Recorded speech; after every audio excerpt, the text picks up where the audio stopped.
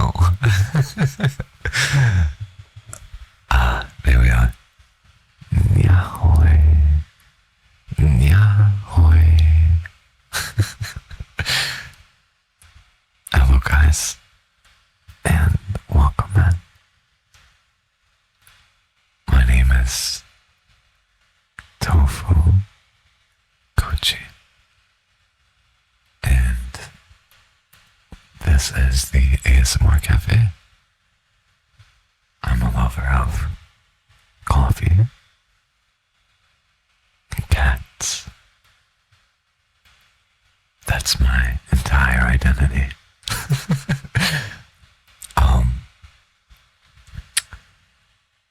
What we're primarily going to be doing here is reading nice, hopefully nice, cozy little stories that we find on the internet. Emphasis on shorter stories and just making a very relaxing and comfy environment. That's the goal of this channel. So, no matter where you're at or what you're doing, let's have fun together and relax. Okay? Okay. So, we have a story written by D-Mode titled The Travelers and the Stones. Let's go. There were one at a time, 4 travelers heading west. One evening, they set up camp near a wide river they could fish from and rest well for the day's journey. As they sat by the fire, roasting their fish and singing songs, one traveler looked upon the calm waters of the river, arose and proposed a wager to her friends.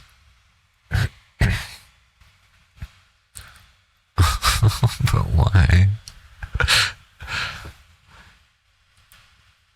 I wager you 3 that I can fetch a stone that could cross the breadth of that river, she said, pointing at the still body of water.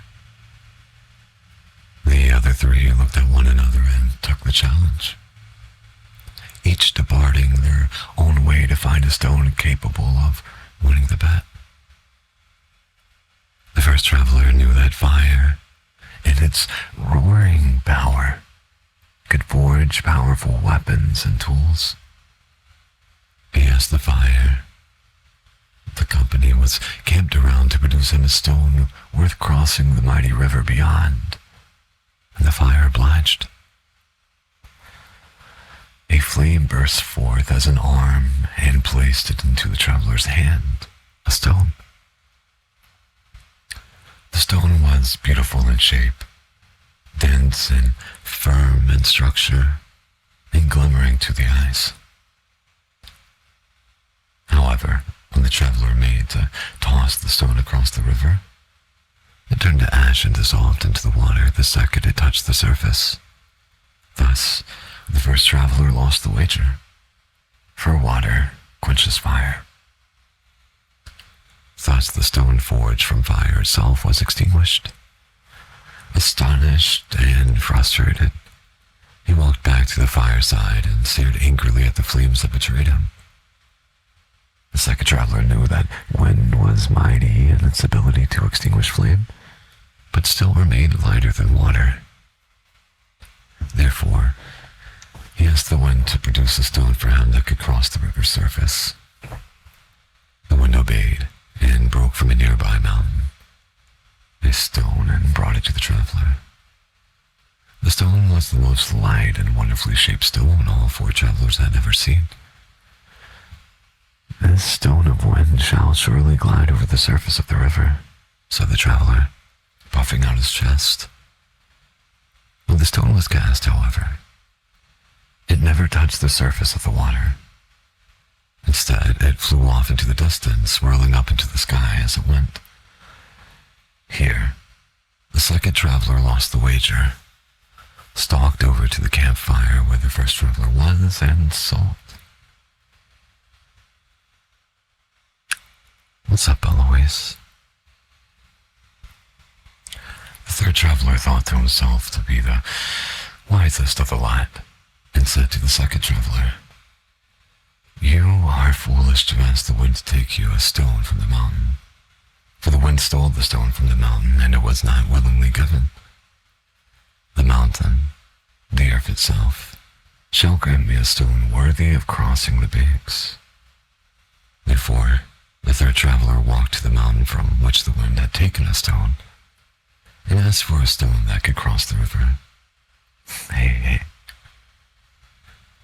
The earth obeyed the command, but not wanting to part with any more of itself than was already lost, produced no more than a pebble to the traveler.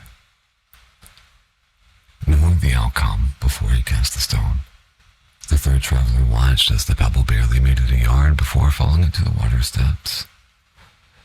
Here, the third traveler joined his friends by the fire. The fourth traveler was indeed the wisest of her fellows, and also the one who made the wager, for she knew how she could emerge triumphant. She walked up to the river and asked the waters to grant her a stone that could cross its breath. The waters listened and produced for the traveler a stone perfectly sculpted and smooth. The traveler cast her stone and watched as it skipped to the opposite shore, making beautifully symmetric arcs as it did. Here, the fourth traveler won the wager. The following morning, the travelers packed their things and built a boat to cross the river and continue their journey west. Upon arriving to the river's opposite shore, the victorious traveler found the stone which won her the wager and pocketed it as a keepsake. "How did you know that the waters would grant you the stone capable of winning your wager?" asked the traveler who requested the wind grant them a stone. The victorious traveler took out her stone and, looking at it, responded, "It's logical, when faced with a task, to ask for help. But it's wise to seek help from those most familiar." The other three travelers looked to one another, and the companion smiled at them. "How many stones must have crossed those waters in times past?" she said, tossing the stone back in her pocket. Securing her back to her shoulder, she continued, "The best stone to cross the water would be best granted to me by the waters themselves." The travelers continued west.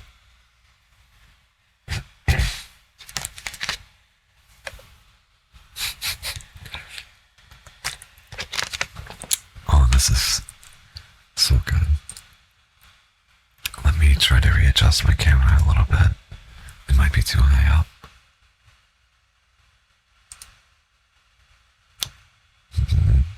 Hopefully this will be better. So comfy. Good. I'm glad.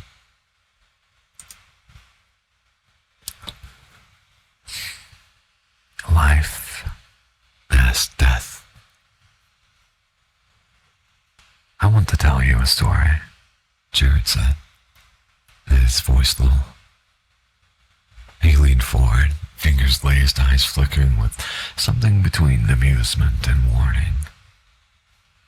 "It's not true," he added, with the faintest smile, "except for the parts that are." He let the silence breathe before continuing. "Life and death were walking through the woods. spirits left him. His tone shifted. Slower now, almost reverent. With every step life took, the ground awakened. Grass pushed up through the soil. Flowers bloomed in her footsteps.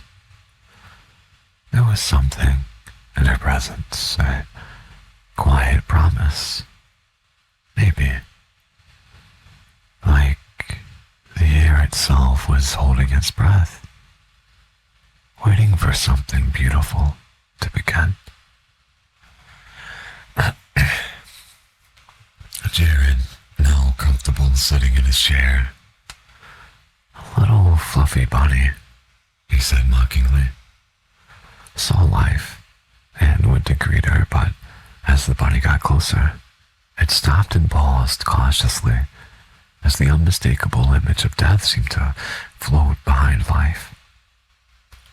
Death saw the bunny sitting in the middle of its path, its head slightly tilted. Curious, but in a leery way. Unlike life, death brought stillness. The kind of stillness that made time hesitate. The kind that made even the wind forget to breathe. Death fixed its gaze on the creature. Slowly, the darkness beneath its hood began to shift.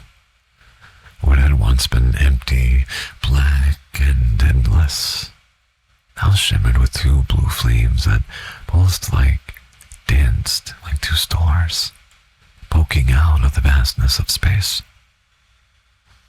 Slowly, the flames illuminated the shadow of a skull, piece by piece, until there was no mistaking it.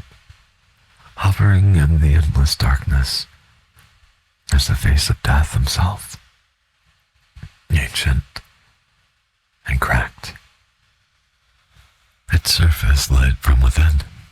The flames burned where eyes should have been, casting light through the fractures like veins of fire.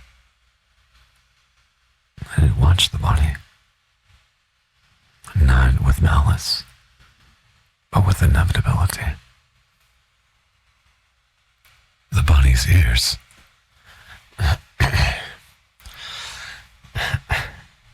Excuse me.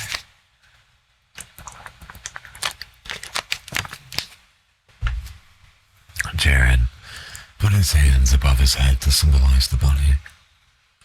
Head dropped. His own hands flopped lazily in front of his face as if to bring together the performance. Death glared at the bunny as his jaw slowly separated until it was ominously hanging in the endless black. The bunny was frozen with fear, and from the gaping mouth revealed a vortex of purples and blues that swirled with chaos and entropy that seemed to beckon the bunny to come closer. The bunny had enough, squealed and ran off and hid in the grass. Life paused. Jared held up his index finger to convey patience. And when she did, long strands of grass and marigold flowers began to blossom at her feet. Jared rested his hands back on his chair. Life turned her head to find Death walking to a nearby tree. Life as death. Death. Living things love me but seem to hate you. Why is that? Death reached into a hole that had been opened from the bark of the tree, revealing a dying bird that had been abandoned. Death held it in his hands with a reverence and whispered, "Fear not, my friend. You won't be alone any longer." eyes as the bird took his final breath. You are a beautiful lie. Death began speaking to life without acknowledging her. He opened the cloak with his bony hand, and when he did, the energy of purples, blues, and blacks flowed out of his chest. Death gingerly moving the bird closer to the outreaching energy flows that seemed to dance around the corpse and began to disintegrate into dust that shimmered in the sun's rays as it fell into the grass where life had grown at her feet. But I am a painful truth. As Death stepped into the distance, grass behind him withering, but only slightly, as if to challenge the earth to grow back. A bird landed on life's shoulder and began to chirp bright and unbothered. Beautiful indeed, Life said with a smile. And yay, yay.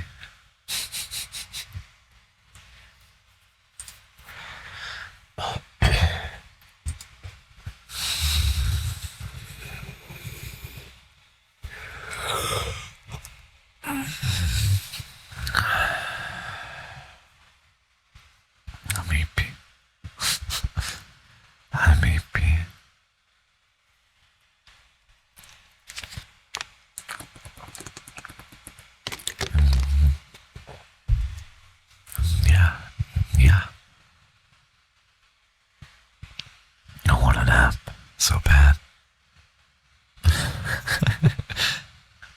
Let's all nap together.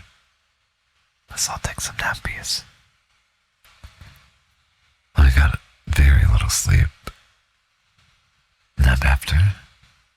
I have things to do after.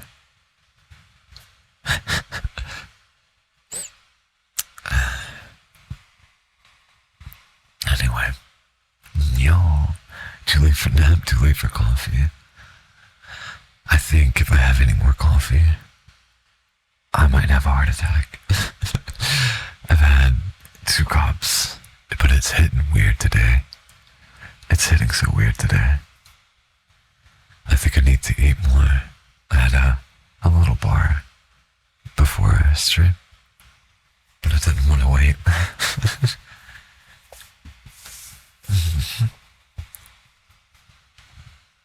I didn't want to wait.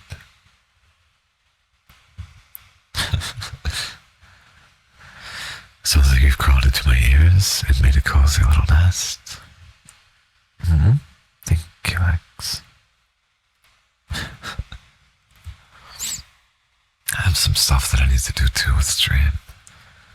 I want to make our chat box look a little bit better. That's good enough for now. But still. Also, I like the simplicity of this scene. Kind of want that reflected with soft. You made a really good background that I might try out afterwards. It's cute. It's very nice. Very nice. Nyan, nyan, nyan, nyan, nyan. Nyan, nyan, nyan, nyan.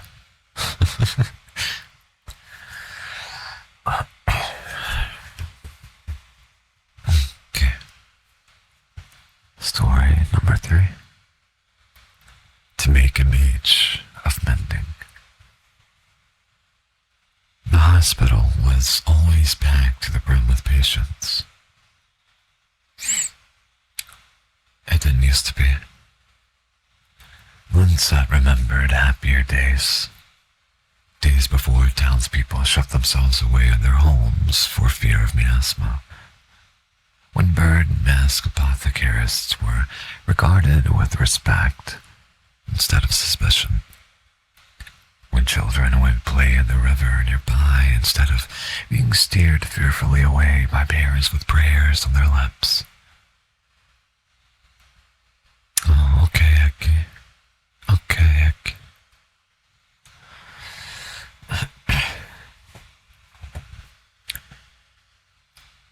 In the burial grounds, but no one was inclined to talk about that part.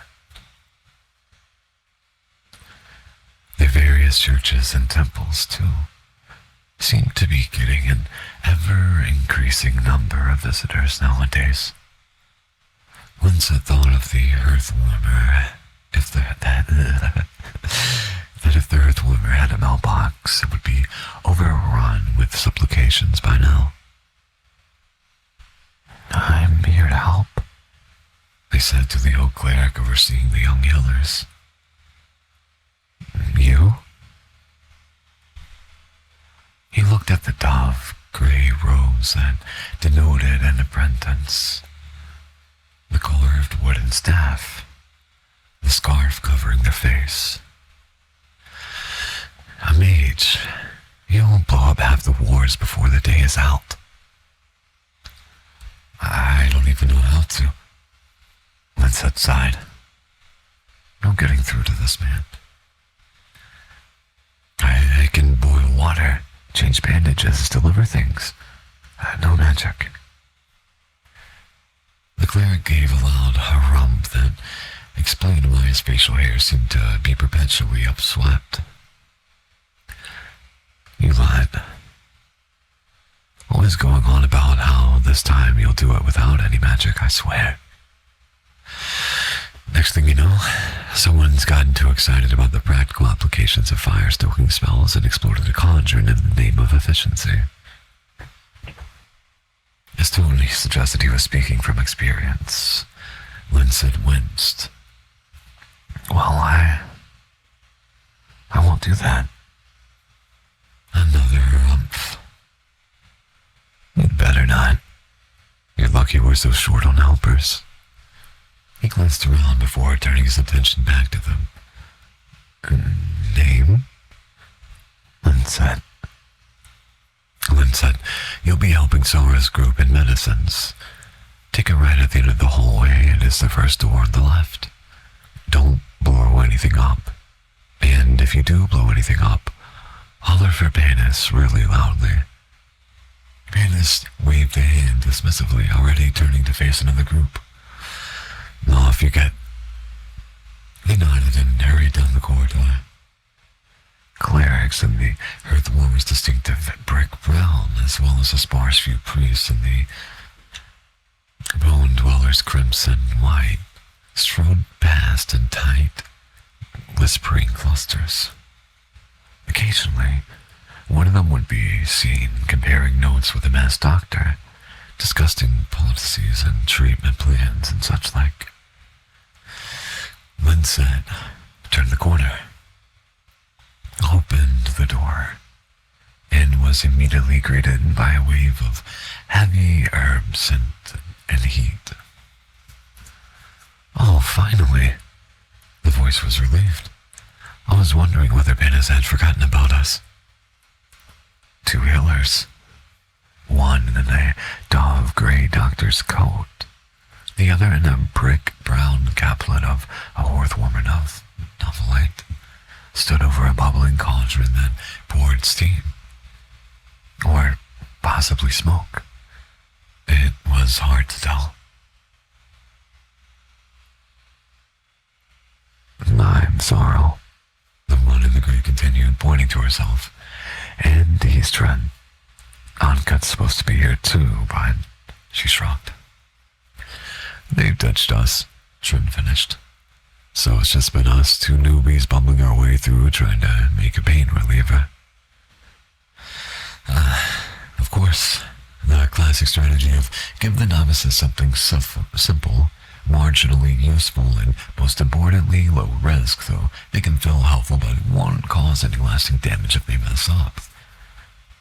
They'd been on the receiving end of that one, fiddling with inessential spell components a few too many times. I'm Linsett, They started, but Sorrow interrupted them before they could get any further. Wait, she said, waving away clouds of steam. What are you wearing? You're not... They're a mage. Dren cut in, eyes wide. Yes. Linson had thought the staff would have made that pretty clear. They set it against the wall. Sorrow looked at them suspiciously. What's a mage doing here? You'll blow up the building. I'm not going to blow up the building. They showed their open hands. I don't even know how to do that. I'm here because I wanted to help. Sorrow's eyes were still narrowed, but Dren murmured, That's exactly what someone who will blow up the building would say. But the two of them glanced at each other and nodded, and that was that. You can go fetch more water from the wall, Sorrow said, and so their days at the hospital began. The next few weeks were hectic. Herbs and tonics and dubious-smelling solutions needed to be weighed out. Bandages needed to be changed, cleaned, boiled, and dried. Beds needed to be prepared for incoming patients. Days were spent tending to the sick. Nights slipped away from study. Sorrow, an aspiring tincture, intended to make the most of the dubious-smelling solutions that needed to be disposed of, grumbling about how it would have worked this time if only someone didn't decide to knock that jar over. Linson took blame for that one. Her coat inexplicably accumulated stains, no matter how careful she tried to be. In her request for them or Dren to just make sure they got everything right this time, were getting more and more frantic, but both of them noticed the pleased little smile on her face whenever a senior healer grabbed one of her glass bottles off the shelf to use. Dren was given a great multitude of dry anatomical text on Old Vidane to help translate, and he was plugging away at them with remarkable speed for someone who was being solely drowned in down cases. His words, not theirs. He'd also been asked to help more with actual acts of blessing as of late, though had still been kept far from the Ashwater patients. Sorrow and Linsett both teased him for muttering prayers in his sleep, and all three of them tiptoed carefully around the subject of why exactly the priesthood had been soliciting the help of increasingly inexperienced clerics. Linsett had not blown up anything, despite all expectations. Yet, chorused Dren and Sorrow when they mentioned it, and was rewarded for this with looks of relief whenever they showed up to fix the problem. A broken jug, a missing knife, instead of the usual cautious pessimism. They'd gotten good at it too. They'd reckoned it was probably the fault of having to help Dren decipher the completely unnecessary, complicated verb forms of Old Vidane, and having to find satisfactory substitutes for Sorrow's too expensive potion ingredients. They'd also been using very small spells, relighting Dren's candle when it flickered out mostly. He and Sorrow had both asked for larger workings.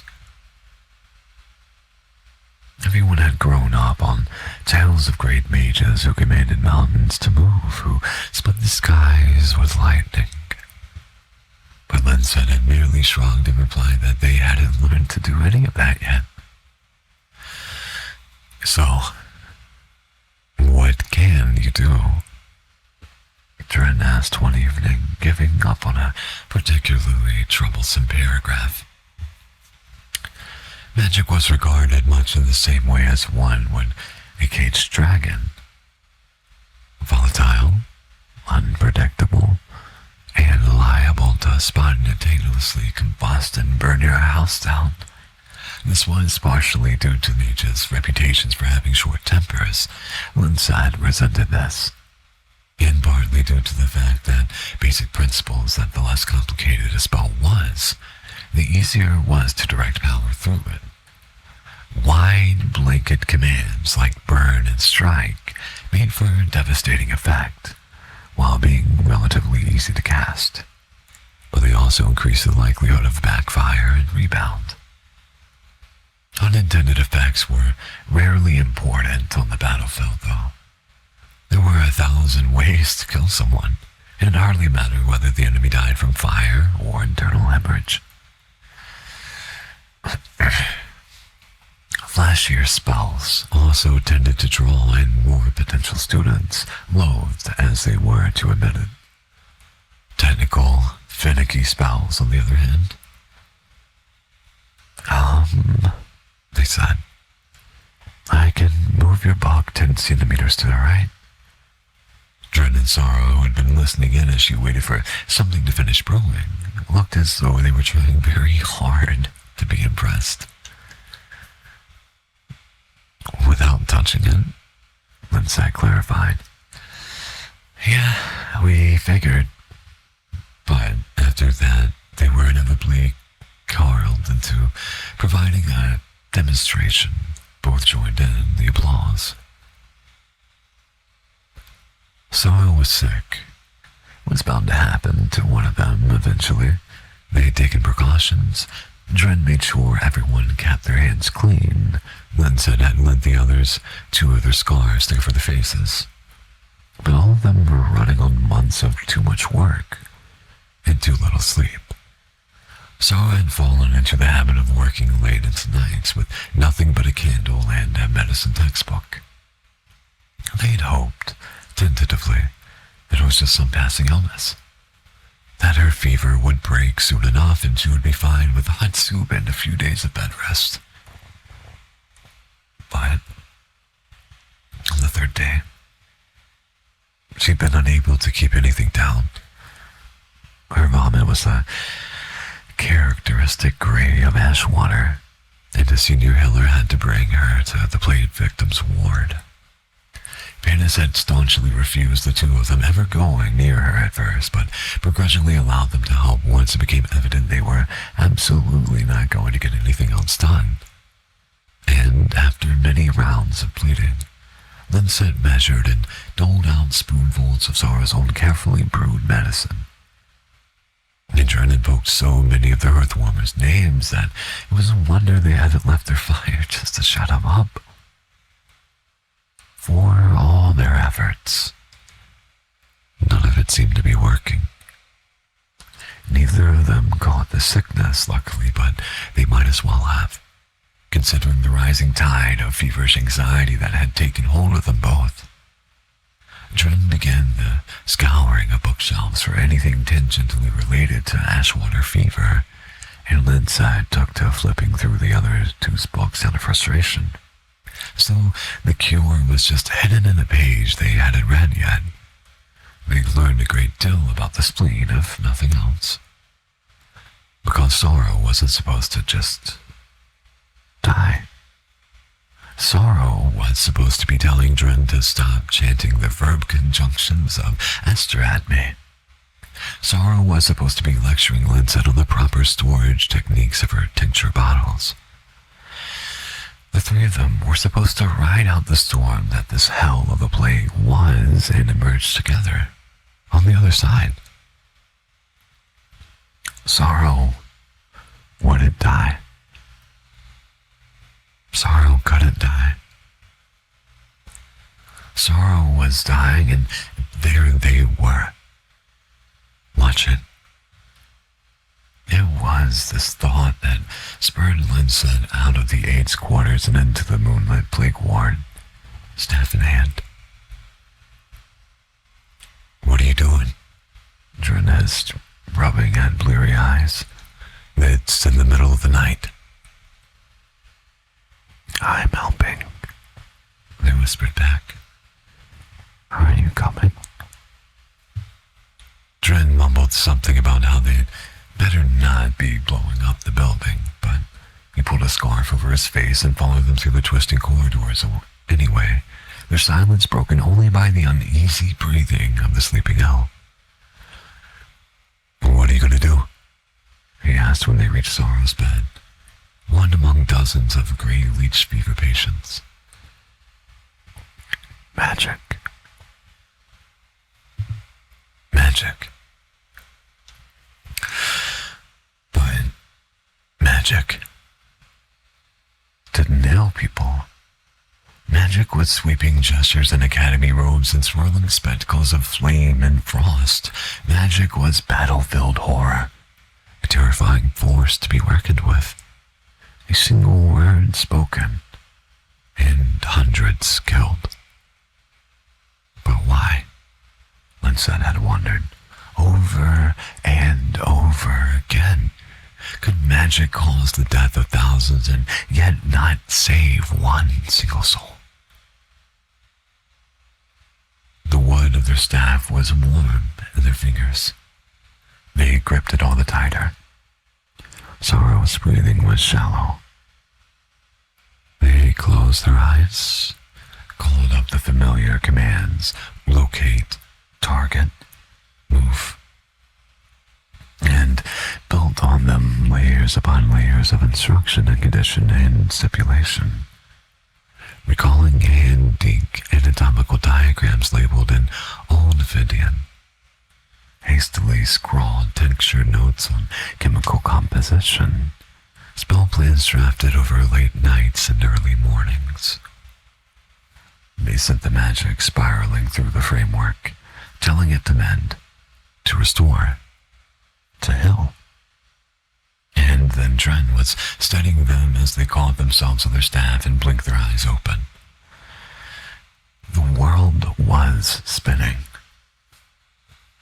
Linsett didn't think it was supposed to do that. Then they started.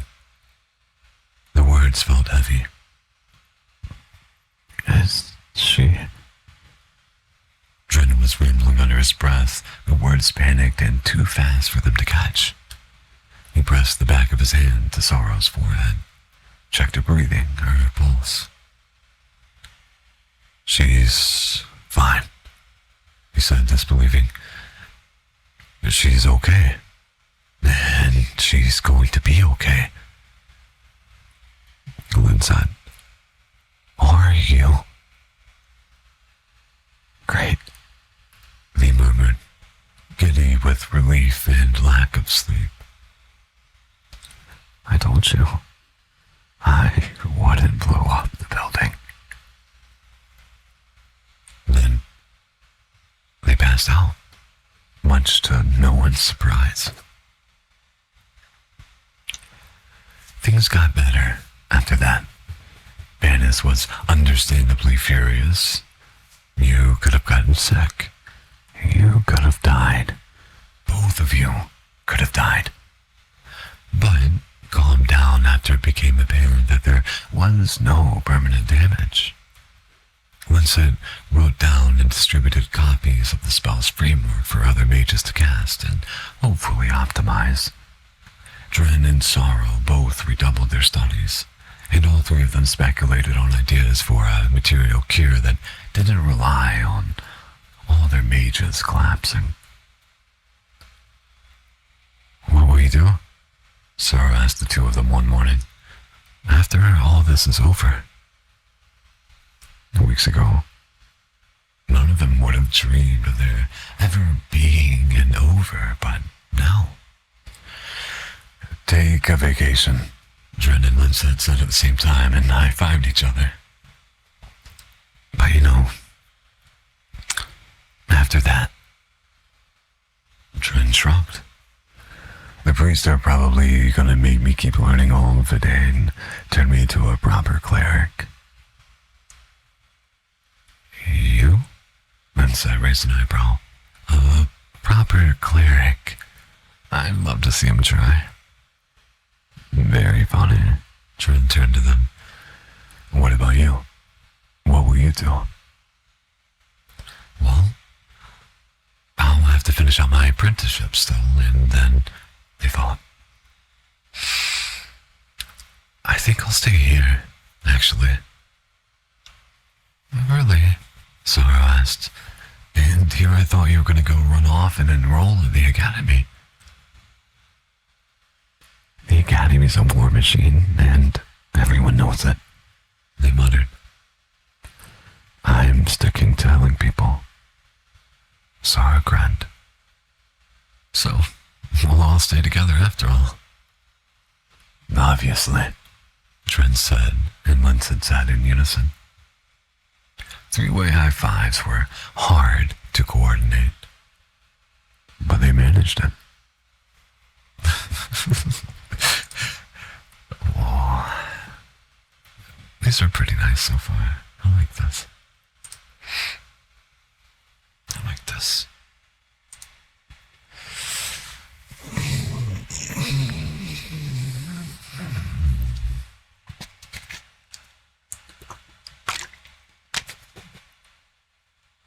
I think I have to, I gotta fix my mouth tracking a little bit.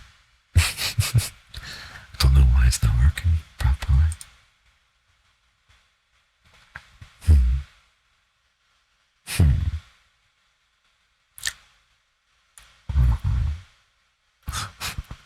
Wow. It's decent.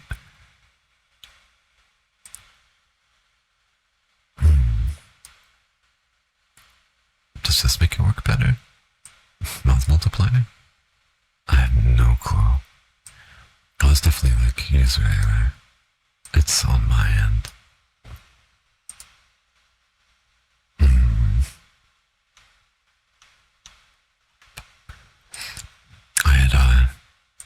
I didn't set up the, what's it called?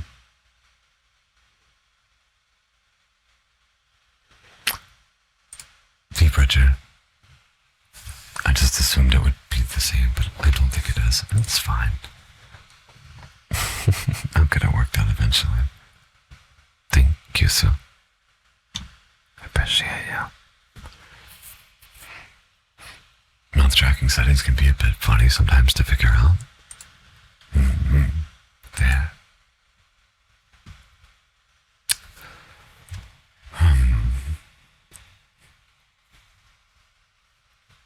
Let's see. She is. She is. Here's the practice. Who's a good man? Is it you? Is it you, Sue?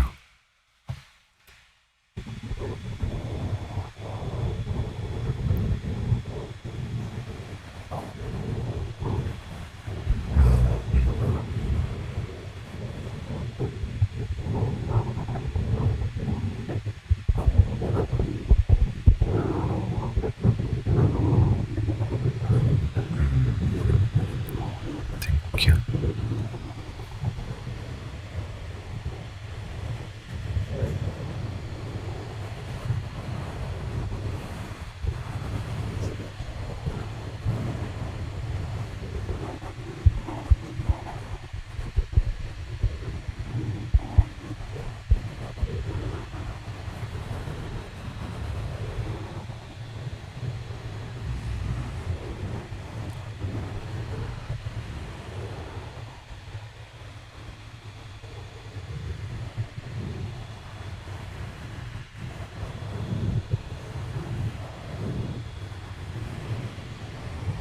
I think I'm going to, I found a pack of 40 where they kind of look like the cat here. Nya, nya, nya, nya. So I think I'll do that. But I appreciate you so much. I appreciate the thought. You're so sweet. So sweet.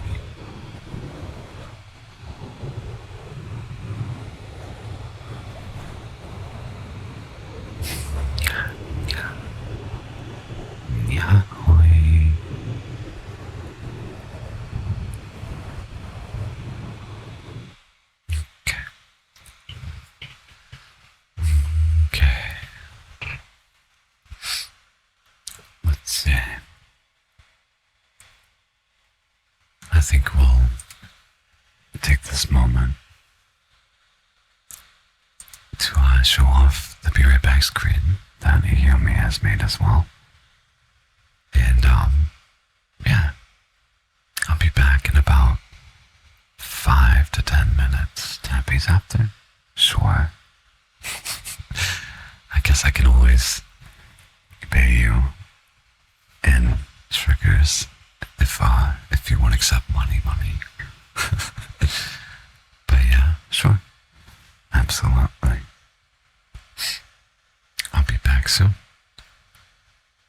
Thank you. Thank you.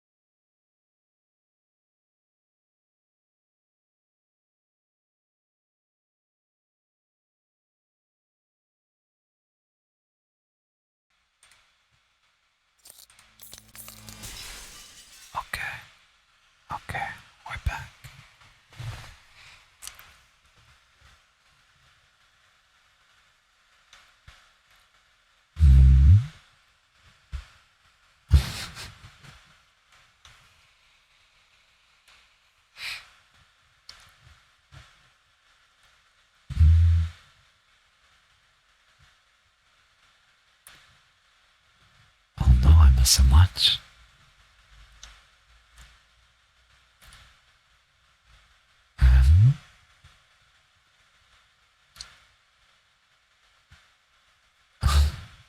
And thank you, Yumi. Enjoy the Alexa. Hope you have a good, nice, restful, and cozy time.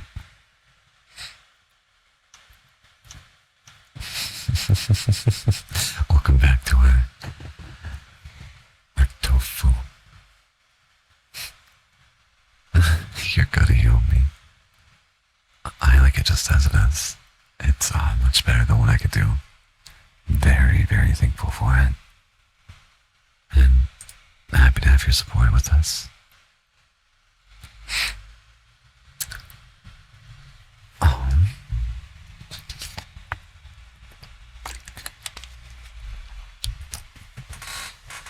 Let's see. Slow death of an ancient city. Oh, but I promised Happy's, didn't I? Didn't I?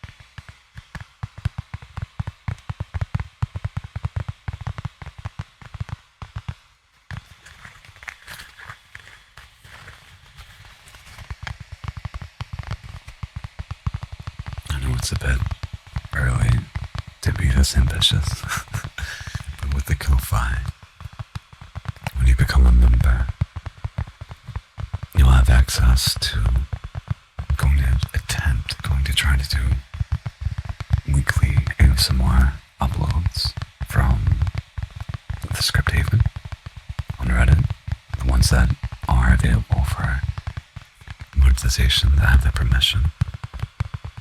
You can access to that. Hopefully aiming for weekly uploads. As well as a Discord, a members only Discord. Once it gets built up, I will definitely be there after stream to hang out for a little bit and chat and just hang out, maybe play games together. Just making a nice little environment for everyone.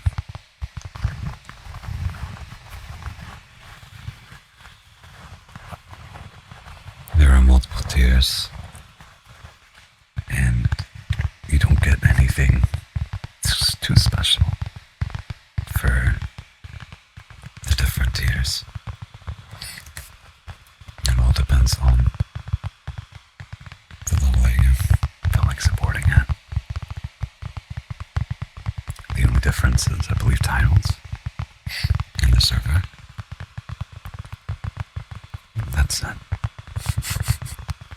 I think that and the ability to make suggestions been found by foxes. Yahoy. welcome and say thanks for being here. Thanks for coming. Okay.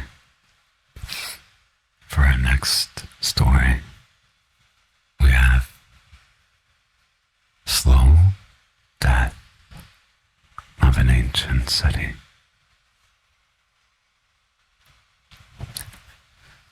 May 2039. Very early morning in Prairie. The sun rises slow, heavy with the humidity of the coastal air. Bamala walks in towards the temple, her feet sinking into the soft dust of the road. The heat seems to press on her from all sides, like the weight of an old grief she can never escape. The lions at the Singadwar, once proud in their stone glory, now appear weary. Aruna Stemba is too hot to be touched. Not long ago, water flowed ceaselessly to wash the hands and feet of the devotees. Now there remains a dirty puddle. Half a decade ago, the heat inside the Garaparangara became so oppressive that the wooden aisles had to be kept in a temperature-controlled chamber to preserve them. The air in the room is still, thick with the smell of incense and sweat. The temple suffocates under the weight of time and climate. Bimala had hardly caught a glance of Mahaprabhu. The loudspeakers alerted of the sudden temperature spike in the next hour. She hastily offers her prayers, her voice barely above a whisper. She steps outside. The streets are empty. The familiar e-rickshaw wala is absent today, his stand abandoned. There are fewer people now. Puri has changed. It's a place caught somewhere between a ghost of its past and the harsh reality of what it has become. The coastline is lined with remnants of old hotels, some gutted, some just abandoned. Once, they were grand. Towering buildings built by the rich who brought development to the land. They laughed at the warnings. There were too many things to worry about. IBL scores, big boss finales, celebrity gossip. Now, the glass towers are empty. The waves have taken back the land. The luxury apartments have crumbled. The rich left long ago to create newer empires. As she walked through the narrow lanes leading to her home, she noticed how quiet the neighborhood had become. Neighbors who had once shared cha, kati, and the simple joys of life had long left, driven by the rising sea levels and the collapse of the farmland. The ones who stayed were few, mostly the old, those too tired to leave, the ones who had no choice. Some had been taken by heat strokes. Others had succumbed to the diseases that had spread like wildfire in the heat. Cholera, malaria, the relentless toll of a devastating world. There were no more sounds of children playing in the streets, no laughter or calls to one another. The Hata, once vibrant with life, were now silent. The bustle of vendors selling fish, fruits, vegetables. The hum of conversation, the haggling over prices, all of it had faded into memory. Tourism, once a steady source of livelihood for many, had plummeted. Even the Bengalis no longer visited. The beaches were empty, the hotels abandoned, their windows boarded up like forgotten houses.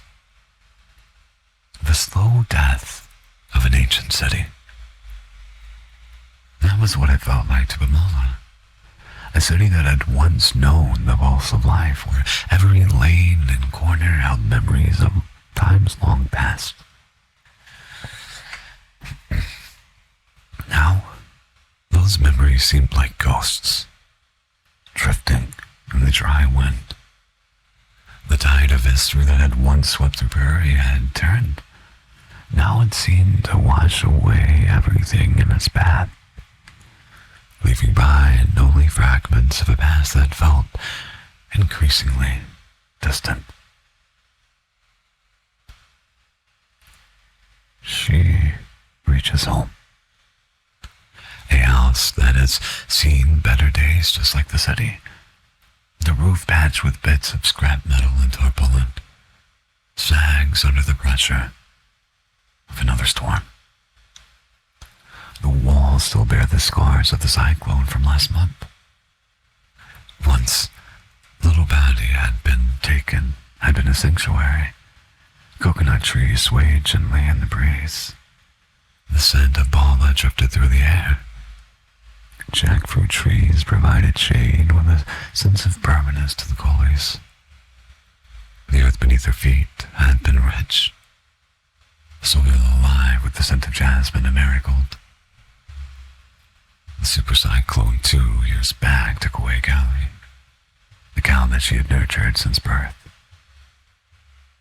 Last summer, her parrot got lost in the storm. Now, there was nothing. The garden, once a riot of color and life, lay barren. The ground was cracked, the trees stunted, the leaves brittle and brown. The fragrance of jasmine and marigold had long since faded. Only the dry whisper of the wind remained. A reminder of what had been. Sparrows, crows, and pigeons had disappeared. The sky now felt empty, silent. Even the ants had retreated underground, avoiding the brutal heat. Once her 5-acre land produced rice and vegetables. She had cultivated it for years. It was her pride. But now, the soil was tired, unable to bear life. The rains were fickle, coming too late or not at all, and the temperatures had soared to unbearable levels. What once flourished beneath her hands now lay dry, unyielding. The earth had turned to dust, no longer capable of nurturing the crops. Bamala felt the weight of it all as she entered her home. The air inside was still heavy, the heat pressing against her skin. There was no cool breeze, no reprieve from the relentless sun. The house felt like a tomb, a place of memory, of loss of life once lived. She sank down to the floor, her back against the wall, feeling the sweat trickle down her face. Outside, the wind began to stir again, but it was not the comforting breeze she remembered. It was dry, hot. She waits, as she has always done, for the storm, for the loss, for the empty feeling that rises within her, the same one that never quite left for decades. The super cyclone of 1999 had taken her son Pablo. He was barely 3 years old. The water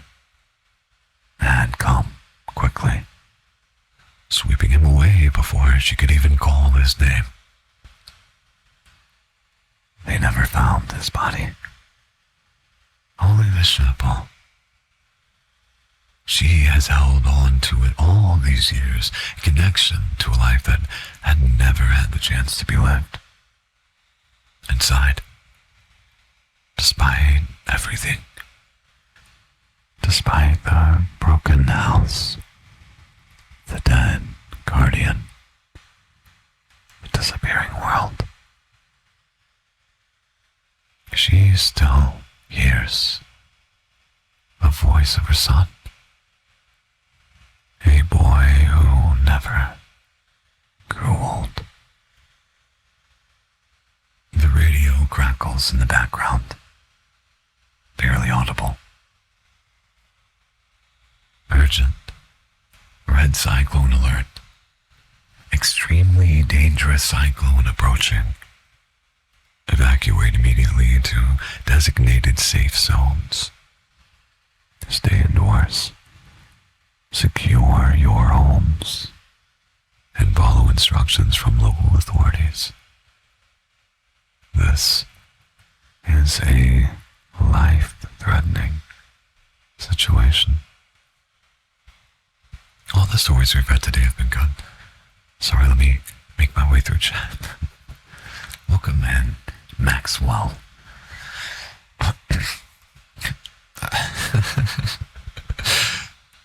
I'm a cat boy. Nya hoi. Thank you very much for the compliment. It's very sweet. And thank you, Seon, for being so kind and sweet too. You're adorable. This is different. Oh my god. You did a deep voice search. Do you have a deep voice? Use a baby tofu. If you need a mod, let me and Zion know. I appreciate the thought. That's very sweet. That's very sweet.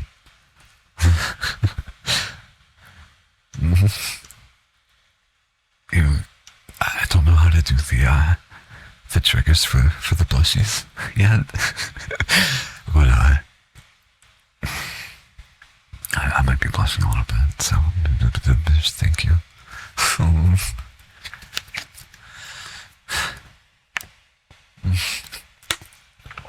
Hi, Brad. Hi. Welcome in.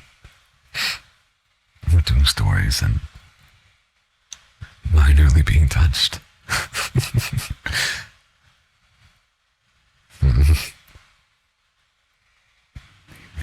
You are, though. Kind of. It is. It is. I did all the things. I did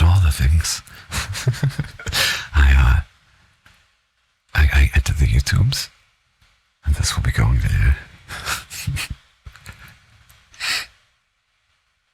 I think I might try recording my first ASMR thing today. I don't know. We'll see. We'll see how I felt. I've got so much to do. Let's see. I'll open some more stories.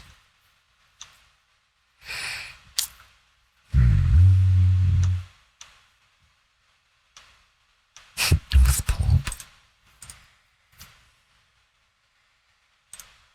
Okay, here's 3. That's very nice to have you. Thank you. Okay.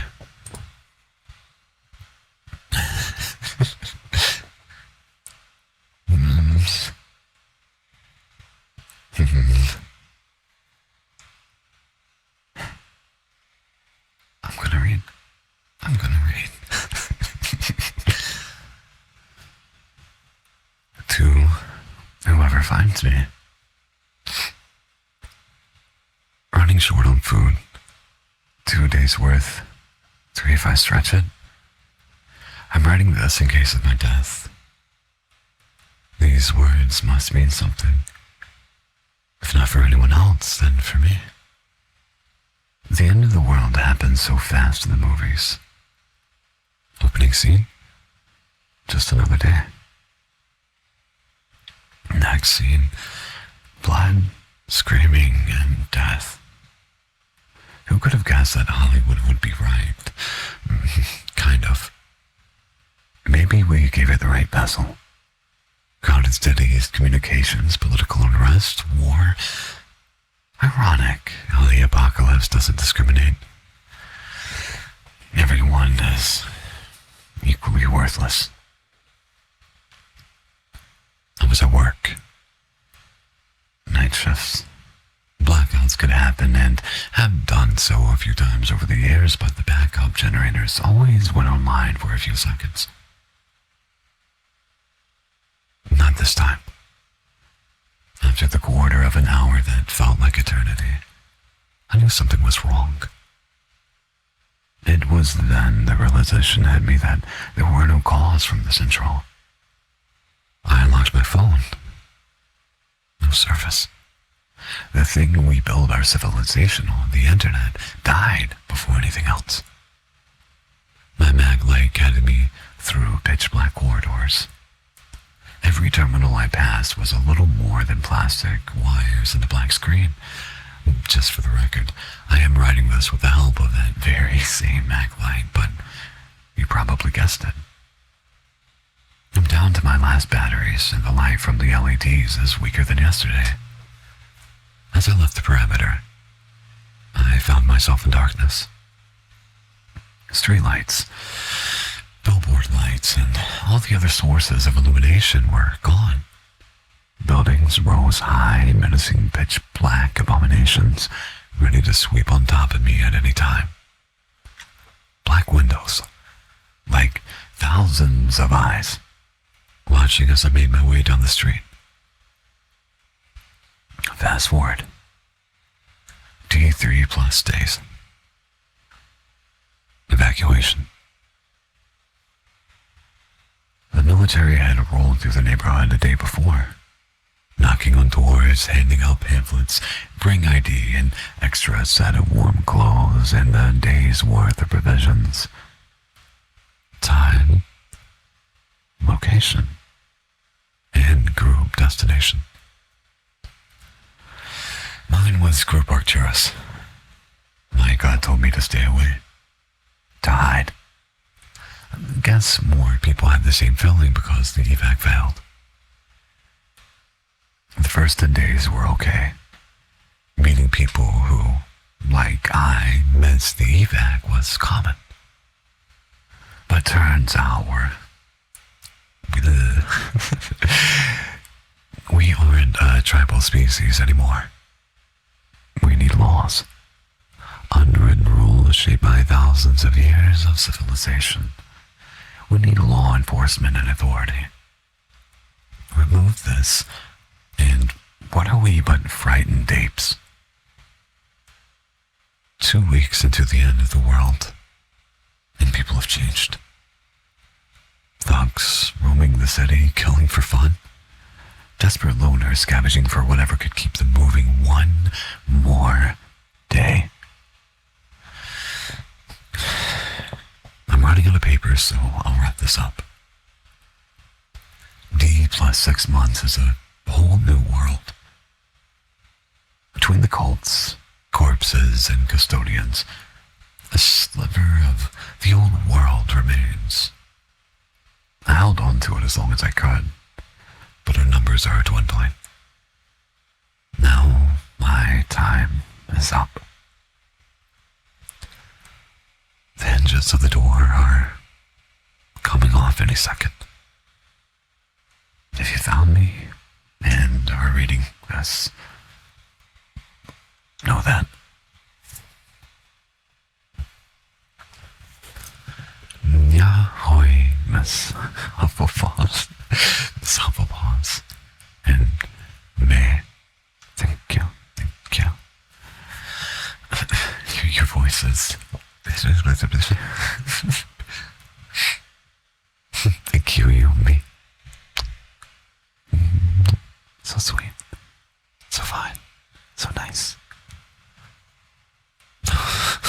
young, you've done enough. It is King. It is Maxwell.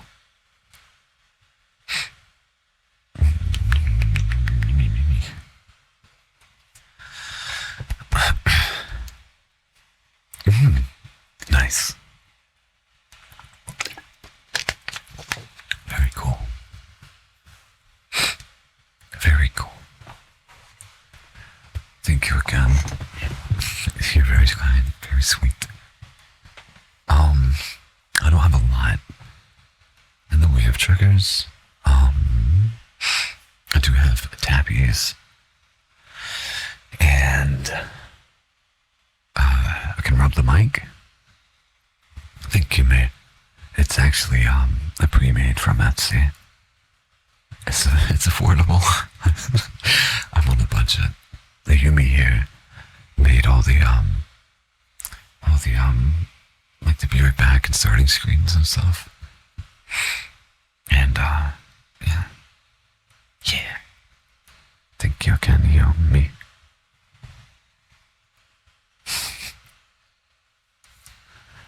You need to do a proper introduction stream. I did my introduction.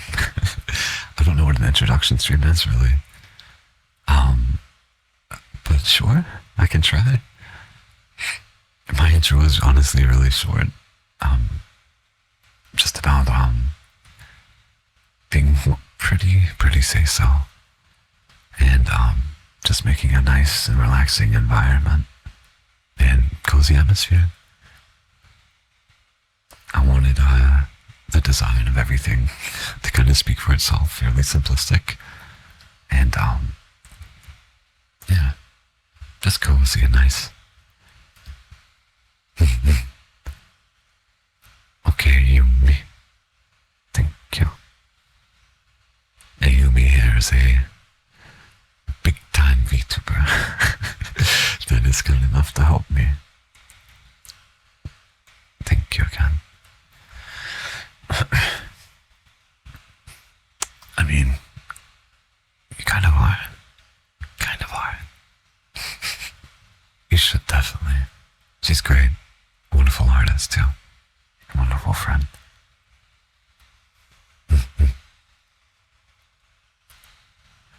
I do have a Discord, but that, as well as any future audios, are going to be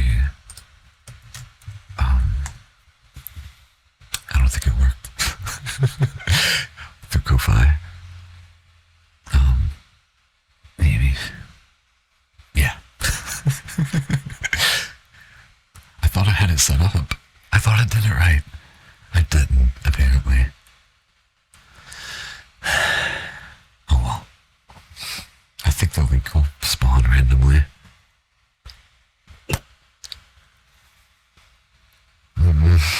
Thank you, Yumi. Thank you, Yumi.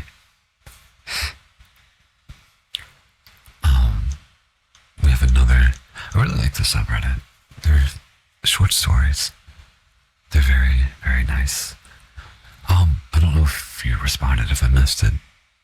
But did you want like tappies or a tap on a book for ASMR stuff? Yeah, or like mic rubbies and stuff. I don't know if that's up your alley. I know Yumi likes tappies, but I wanted to offer it to you for you being so sweet and so helpful. Not just mine. Thank you. You love tappies? I don't know how great they are. I gotta work on that mic positioning a bit, because this one picks up stuff. You're small? I love that. That's adorable. Oh my. That's adorable. Oh. Who's the guy little small? Who's the guy little small? It's you. It's you. Yeah.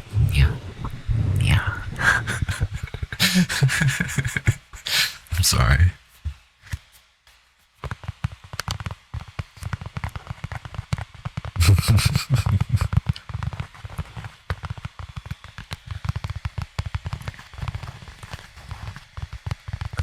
What do I identify as small fox usually? That's perfect.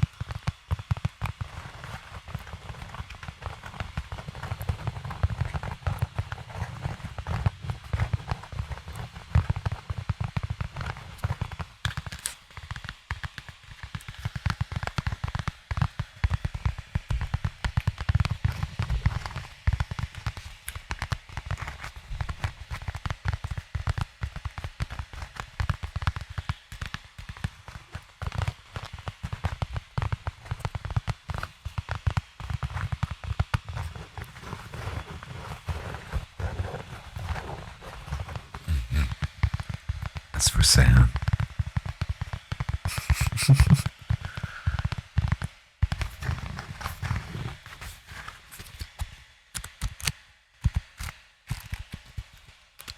I don't know if that's a good sound.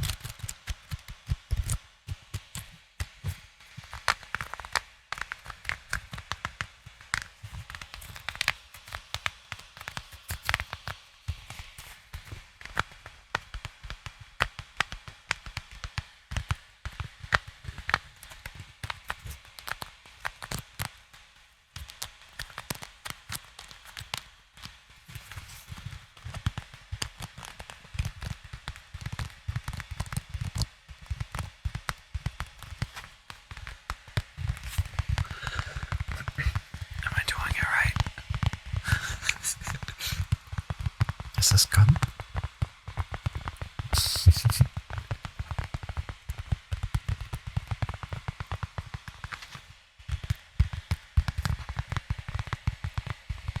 Yeah. Yeah.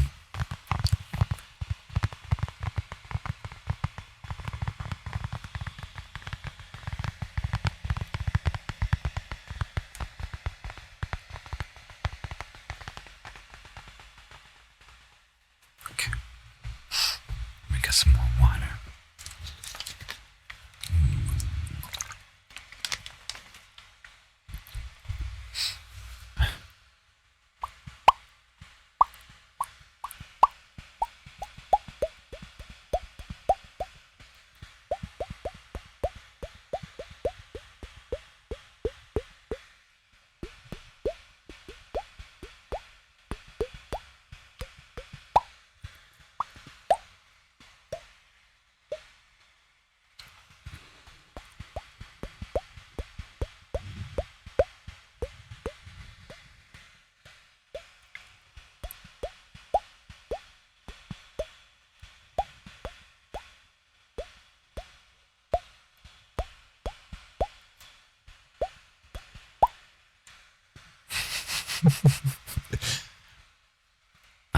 I'll always, Nyahoy, Nyahoy. Thank you very much. That's appreciated. As always, take care of yourself first. There's nothing up there yet, but we'll be soon. I need to look at some. I want to try to find some cozy scripts from ASMR Script Haven, but all of them are, from what I've seen, they're a little edgy, I guess, kind of. But I want to find some nice ones. I'll definitely make sure to do that. So whenever you get there, you'll have something not spicy. That's it. That's the one. That's the word I'm looking for. They're spicy. I've learned. Maybe I'll be able to find some comfy ones, or something that's not too bad. Not bad, but you know what I mean. Edgy. Thank you, Yomi. Thank you, Yomi. No, I know what you mean, fair. I mean, I definitely see why they exist. I'm good. I'm glad. I'm good. I'm glad. That's good. I'm glad. It's hard to do ASMR and still maintain wholesome sometimes. Fair. That's the point of this channel. That's the something I want to try to stick to and keep. I like the idea of it. I mean, if skimming over them makes it sound. Is this the other job? I'm not gonna move into the pops now. Am I planning to stream that this time? Next stream? I need to. What I'm gonna try to do is ensure that I have a strict schedule. I'm not the best at it. So I intend to, around 9 or 10, have that be the start time. I'm still learning how to do all the social stuff. So definitely going to start making stream schedules once I see what works for me. Ideally, it would be, though, around this time. Around 9 or 10. I'm not sure on an end time. I think that'll just depend on the day. And we'll work on the schedule together if you need help. You, me, I need all the help. I need all the help. The Discord is through the Ko-Fi. Man. I feel kind of bad for it, but... Yeah. Don't be mad at me. Yeah. That's good to say. It makes me happy. Makes me happy. I'm gonna go ahead and read another story. I like these because they're all fairly short, so it allows me to read and chat. That's a good idea.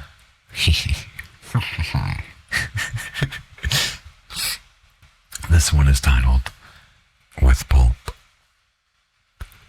A screwdriver on the bar.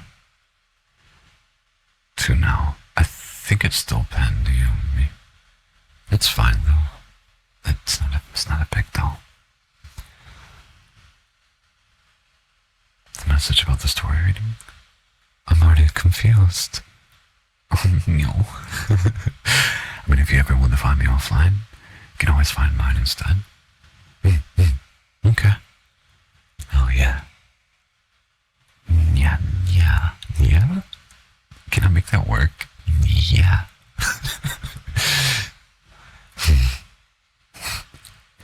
Orange juice, not from concentrate. They glowed gold. 2 pairs of hands, too. The first collecting one such screwdriver, held carefully using both hands. The sweat on her digits indistinguishable from the condentation on the eyeball. The second, lifting its owner's hat, wiping his brow, his heartbeat indistinguishable from the band's bass drum at the other corner of the bar. He begins. Have we met before? He knows the answer. She knows the answer. He knows that she knows the answer. He laughs. His hat felt not so tight around his head now. Her smirk flowers into a smile. I think we should get to know each other. I think so too. He breathes a sigh of relief. I think you should ask me a question. She taps her fingernails on the glass. He pauses. His eyes wander to the band. He deems their performance more thrilling than usual. Now, his eyes float back to her. He finds what he was looking for.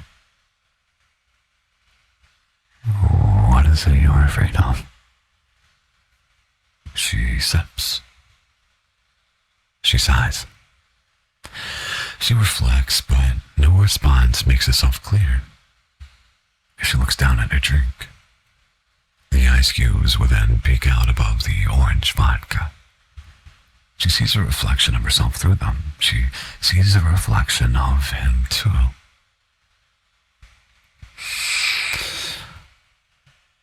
I'm afraid of never being able to move the people I care for. She sips. I've never been moved by people I'm close with.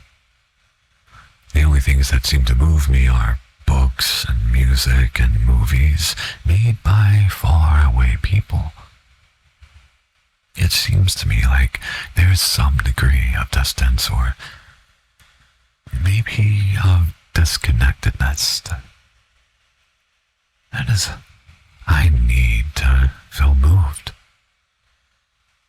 He gulps from a screwdriver, his first taste. Do you think that others need that disconnectedness to be moved? I think the disconnectedness helps, at least. The people we see every day, they don't excite us. Maybe they once did, but I think they are bound to become routine. After all, I think that's what it means to connect. To represent others in ourselves and ourselves in others. We blend into one, and then we get used to each other. She sips. He catches the break in her speech. That blending, that oneness, that makes us all more alike. But to be moved, that requires a new idea. To be moved, that is a realization of something that was once unknown, meaning that we need novelty to be moved. Exactly. We don't get novelty from the people we see every day. And that means so long as I'm connected with someone, I won't be able to move them. The band finishes their song and is now taking a break. The bartender brings them 2 orange drinks in highball glasses. She takes the final sip, the biggest one. She rests her drink on a faux leather coaster. The ice in the glass, now bare, melts drowsily. He, nervously,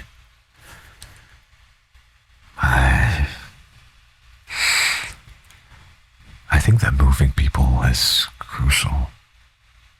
It's essential for the spirit. And maybe you're right. Maybe it can't be done for us by the people we love. He bites his tongue. It hurts him for a moment, but he gives in. But I can't have a good conversation with someone who isn't here. Radiating from her core, sparkling from her eyes, shooting from her fingertips. A screwdriver's golden glow. Welcome in, Gutter. Welcome in. Nya-hoy. Nya-hoy.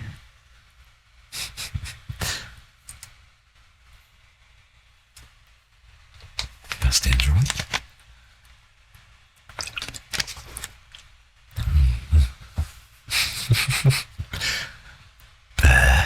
Thank you.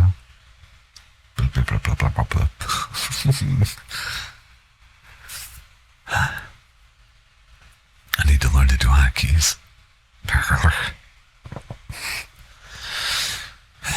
Okay, I'll tell you another story. This one is titled, I Wrote My Dream. Let me ask something really quick. Since these stories are shorter, would it be nice for us to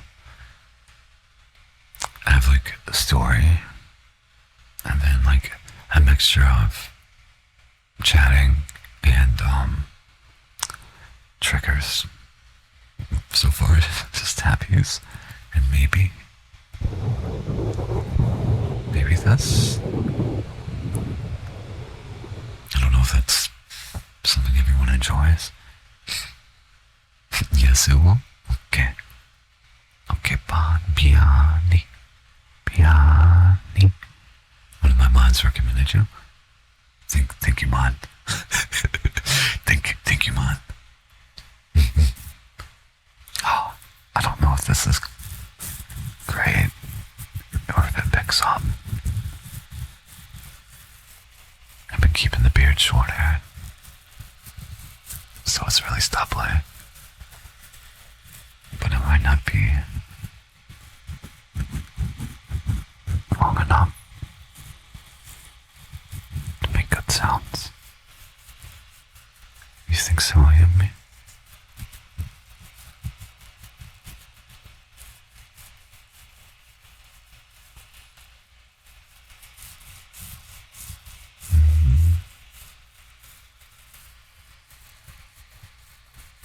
It feels good though, at the very least.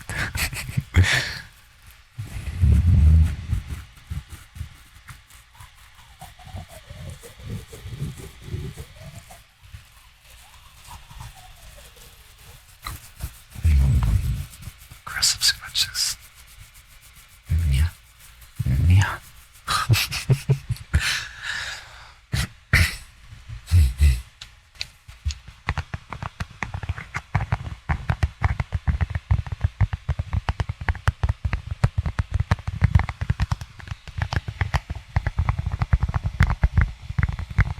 Do you like the softer taps?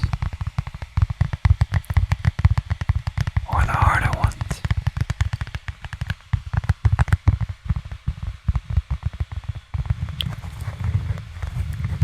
Both. Okay. Alright.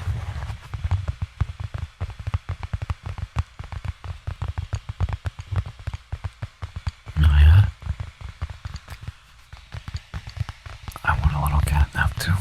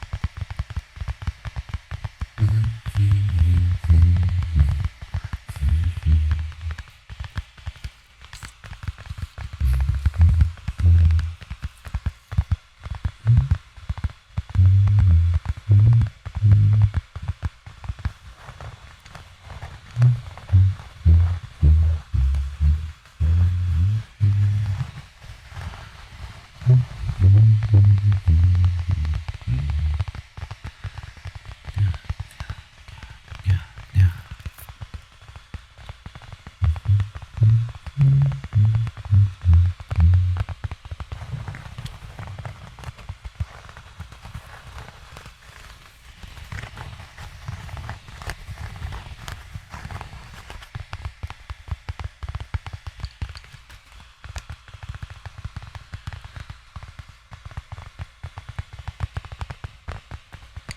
Stepping in to the sorry excuse of a front yard,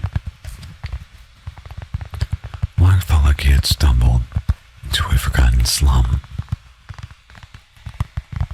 The unkept garden was dry, thorny, and littered with scraps. It seemed abandoned.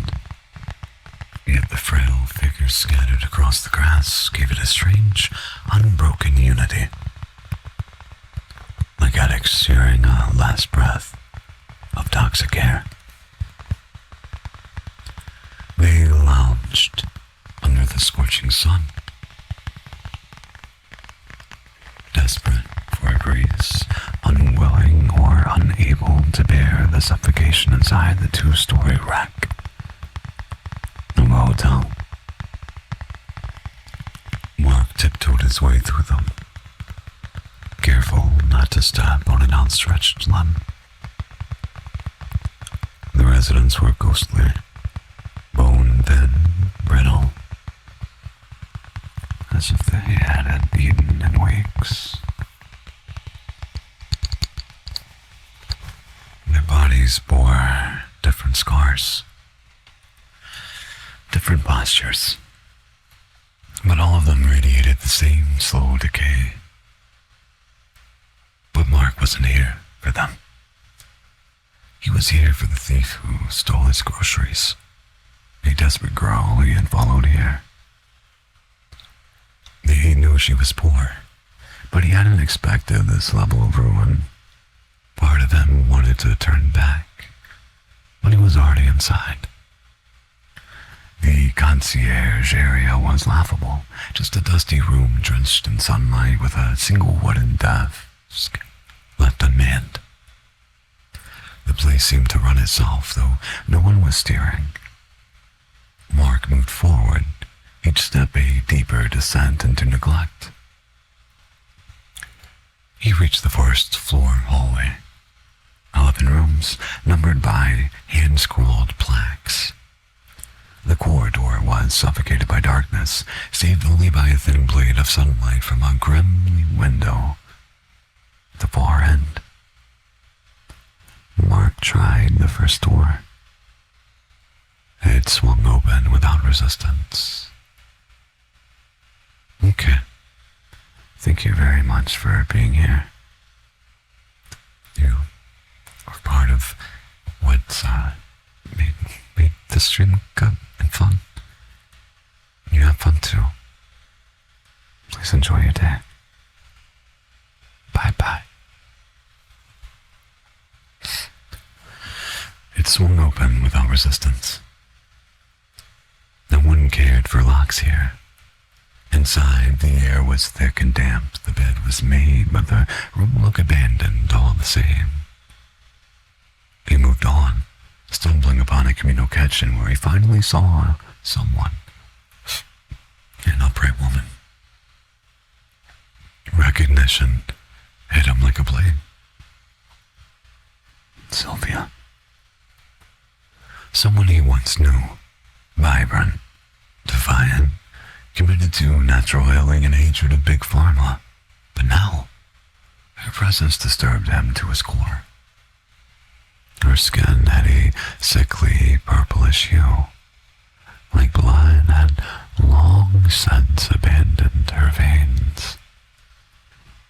Her movements were stiff, mechanical, something more puppet than person.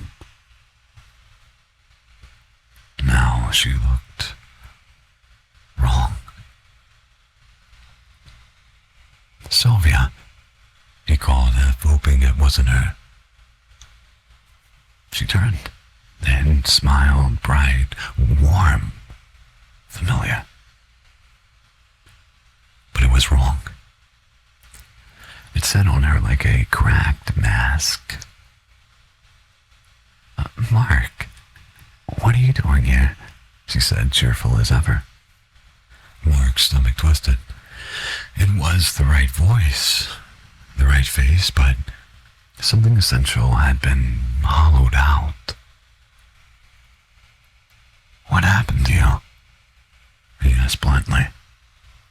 Sylvia hesitated, a small click sounding from her shoulder as she shifted. Her smile dimmed but didn't fade. It's a long story, she said lightly. But I'll tell you what I did. The conversation stretched thin, fragmented.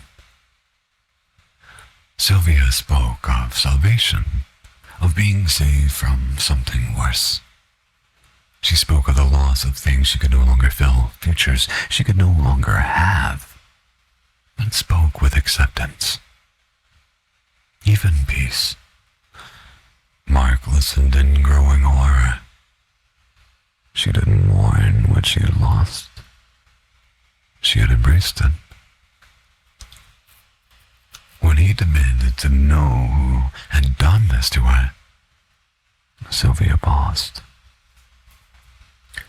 A shadow passed behind her eyes, a deep sadness as if wanting something far greater than her own body.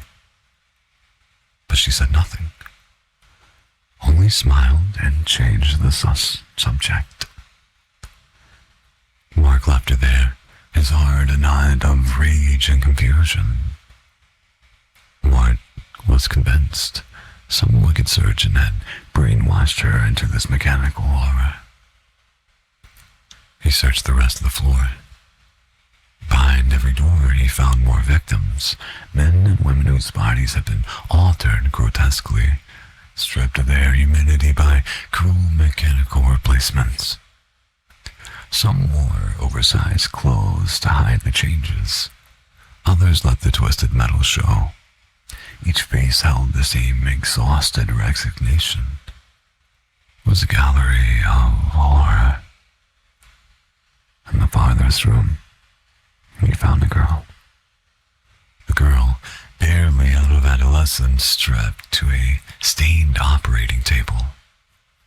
Beside her, nailed crookedly into the wall, was a portrait of her family and her younger self. Soft features, kind eyes, a delicate warmth that the years should have nurtured. But now, she was unrecognizable. Her limbs were twisted, a framework of metal bolted clumsily together. Her skin, where it remained, was stretched thin over mechanical grafts. Mark approached, his throat tight. "What did they do to you?" he whispered. The girl's head turned slowly towards him. Her eyes burned with hatred, not fear.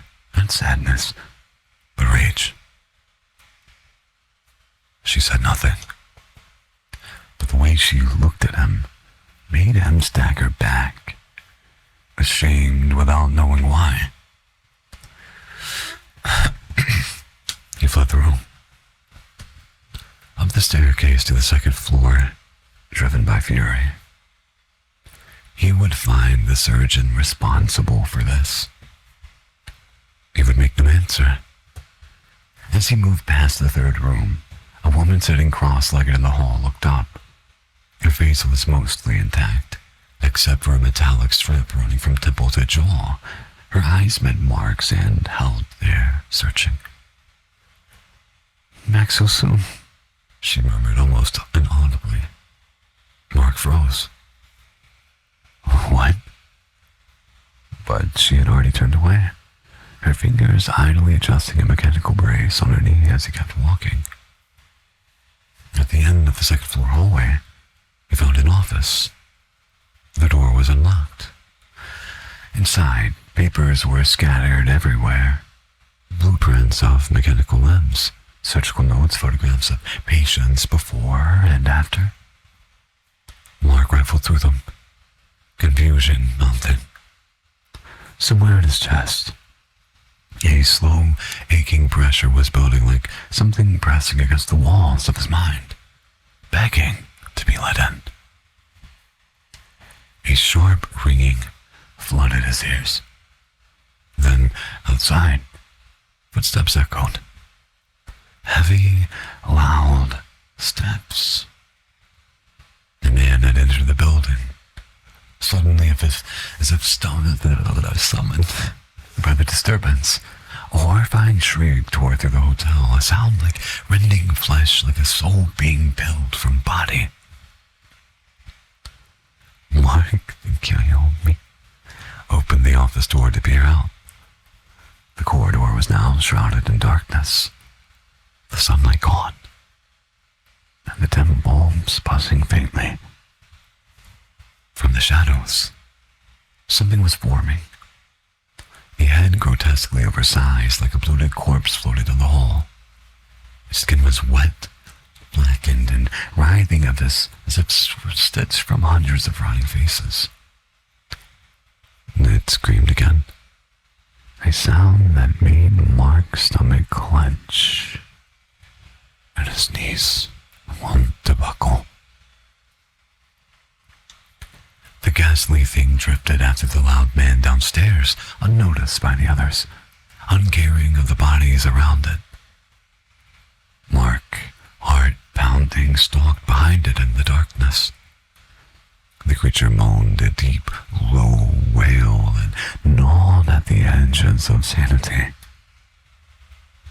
The man in the concierge, oblivious until a blood-curdling scream erupted. Mark watched unmoving as the man collapsed. Memories clicked into place, flashes of operating rooms, bloodied hands, silent weeping. Mark understood now.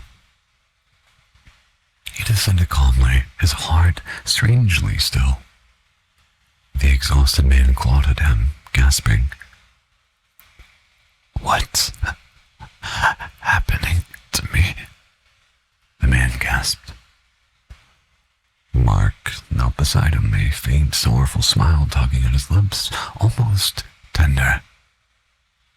He examined the man's body, already stiffening, the skin darkening and slowing in places.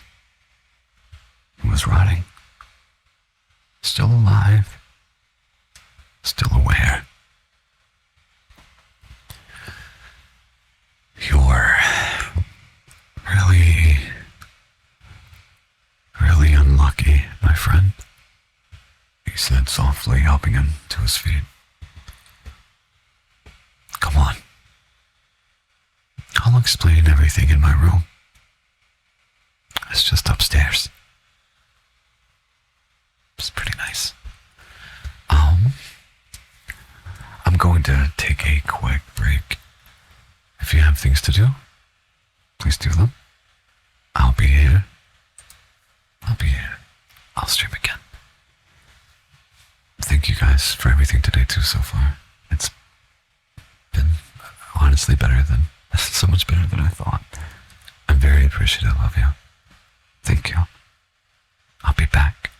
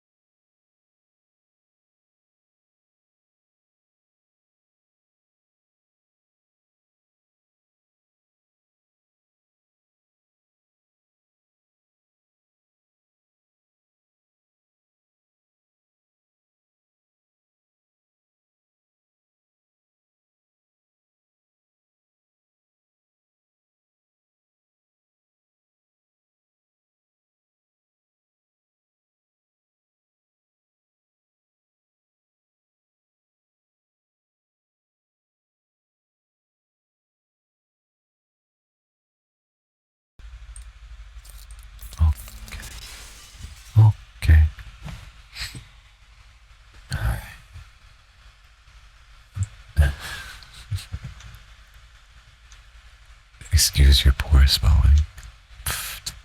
Come on. Come on. Yahoy. Welcome back, but I just noticed.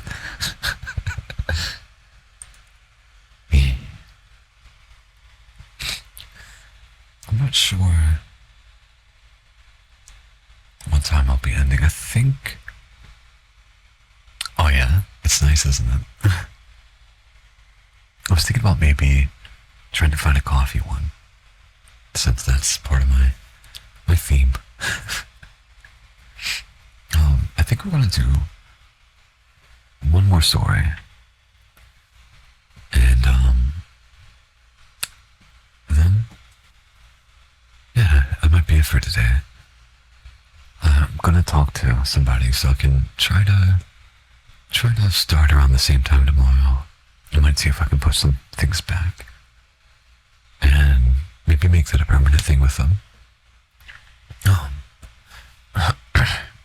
So it would be nice to would be nice to have my schedule be like from 9 to 12. 3 hours seems like a good little stream time. And yeah, I should probably aim to do ASMR more at night, but maybe people want to listen to it during the day. I don't know. We'll find out. All the coffee? Beer, yes. What kind do you like? Do you have a favorite? I really enjoy anything that's dark roasted.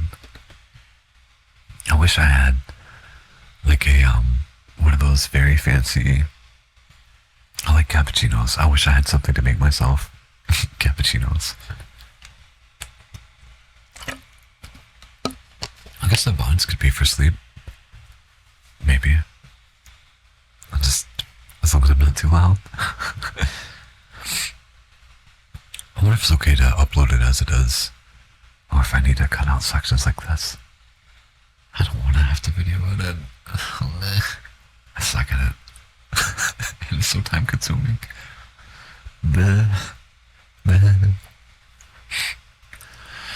What was French vanilla?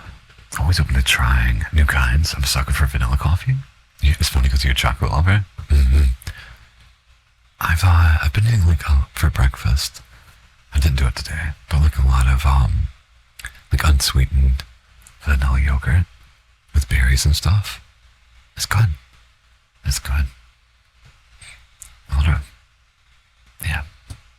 It's so much different than how I used to eat. But I like it. A double chocolate muffin? That sounds delicious. That sounds so good. Gib. Yeah. Yeah. Gib. Fresh. Nice. Nice. Did you make it yourself? Or did you go to like a really comfy, cozy bakery? I need to sell that here at the ASMR cafe.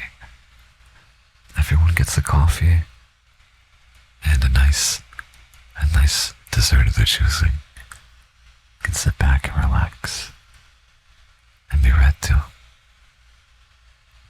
Yeah. You added extra chips and vanilla. Very nice. Very nice. I'm really, really hungry now.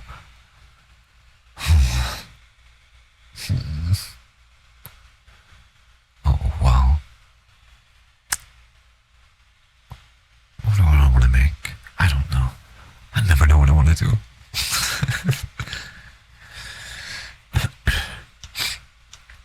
Let's see, let's find a good one. Something that sounds cool.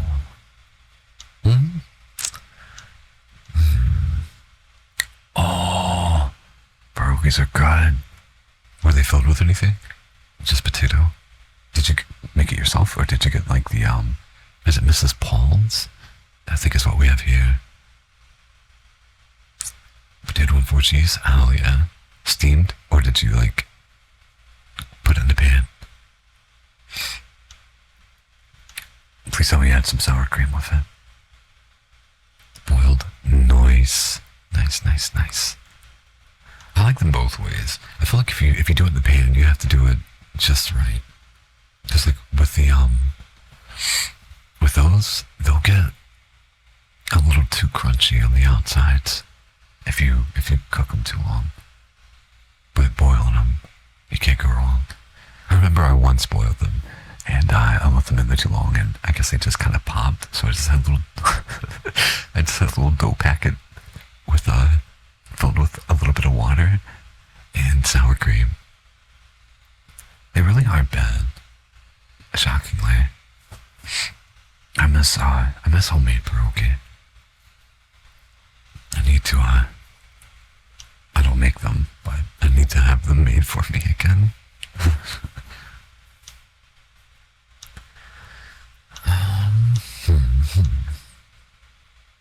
Here's one titled Socrates and His Goat.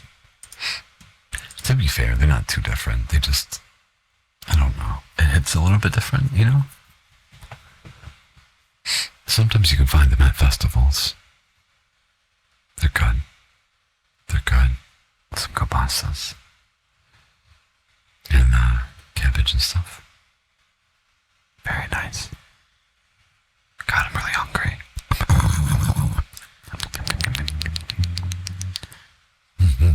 Do, definitely. And if you go, let me know how it is. You get some polka music going on. Polka's great. I like polka music. I'm going to do one more story. We'll say our goodbyes. And I'll eat. And then I think I'm going to work on different music for our opening and ending screens. I think that's what I'm going to spend the rest of the day doing. Maybe tonight, recording an ASMR thing. So there can at least be one thing on Ko-Fi. I feel like maybe I should have done that before. But yeah, we're learning. Anyway, gotta be with your infant tonight. This sounds like a handful. You got this, though. I believe in you. Remind me when you put everything into motion. What do you mean? So, like when I get stuff uploaded? He hates baths. I mean, that's me. About Ko-Fi. Okay. I will do. I think everything's already there. Like the Discord and the membership tiers, but no content. It's a giant F on my part, which I will remedy very soon. Yeah. It's locked behind the Ko-Fi, but it's a members only Discord. Don't make me feel bad. Well, at least you're here. Does this smell like chicken nuggets and Spanish rice? That sounds tasty. I'm gonna eat your hair. I'm gonna eat nuggets and rice out of your hair.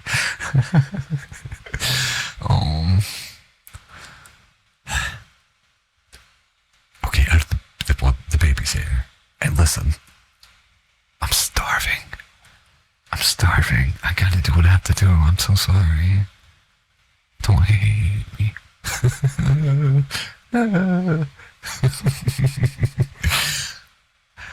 Okay.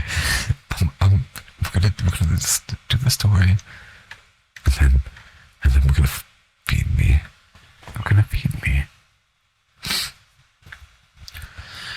At an age when other men began to take interest in olive trees or a second cup of wine, Socrates decided to buy a goat.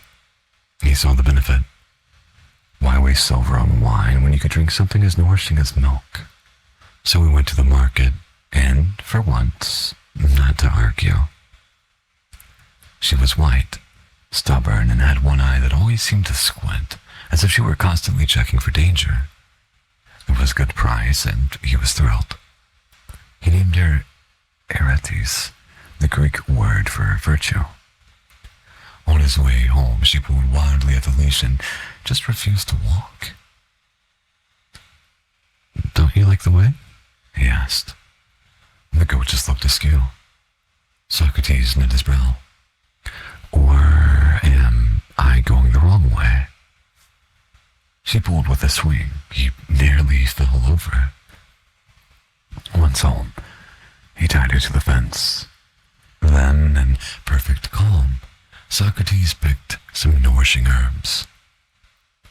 He wanted her to lack nothing. He was in good spirits. It was a beautiful day. The next morning, she was on the roof of the house. "How did you get up there?" he muttered, puzzled. But she didn't answer. Only the sound of hooves on clay tiles and a gaze as calm as superiority. She, proud, above him. After he had brought her down the ladder to the ground with great effort, he decided to take her to the olive trees. "She'll keep me company," he said. "And who knows, maybe she's wiser than some politicians." The goat, shaggy and with a defiant gaze, seemed to agree with his judgment. He enjoyed it, and so did the goat. They walked for miles and found shade beneath an old olive tree. Socrates decided to rest and sat down, but he tied the goat to his leg. When he woke up, she was chewing on his sandal, already on the first day. "Why?" asked Socrates, but the goat gave no answer. She just kept chewing, thoughtfully, almost solemn. "Those are my good sandals," he shouted, outraged. He looked at his feet. "Maybe I should wash my feet less." Barefoot, unfazed, but with a new sense of connection, he set himself into motion. He asked her more questions. "What is virtue? What is happiness? Why do you keep climbing onto my roof?" The goat looked at him and ripped herself free, and ran straight through the olive grove. Socrates chased after her as fast as he could. After all, she had cost him 4 silver coins, but he lost sight of her. He asked merchants, children, soldiers, everyone he came across, "Have you seen my goat?" Most people laughed, as they usually did. Some said, "You're Socrates, not a shepherd." Exhausted, walking his way through twice the distance, run and sweated, he gave up. He trudged back home, haunted by questions, as always. Will I ever be a shepherd? Back home, suddenly she was standing in the garden, just like that, completely silent, crouched beneath the fig tree. Her snout buried in his freshly planted salad, enjoying every bite. Socrates sat down beside her. He asked no more. Enjoyed the peace and his goat. Some beings are not meant to serve you. They are here to teach you how to be free. Freedom. Something we all desire. Do you understand me, Arete? The goat bleated briefly, but somehow, to him, it felt like a yes. There we go. There we go. Well, this, I suppose, concludes our first stream. Thank you, Seon, Sue, and Eloise, and Ayumi, and everyone else that came out. Very, very much appreciated to meet this very special see you tomorrow. I'll try to be here at the same time. A friend of a sister is a friend of mine. Yahoy. Yahoy. Thank you very much. Thank you very much, Leon. And thank you for being here. Fortunately, we are ending. But I think the VOD should be up. If not, message me. Let me know. I will definitely be uploading it to YouTube's. But yeah. Thank you. Enjoy your chicken nuggets and Spanish rice.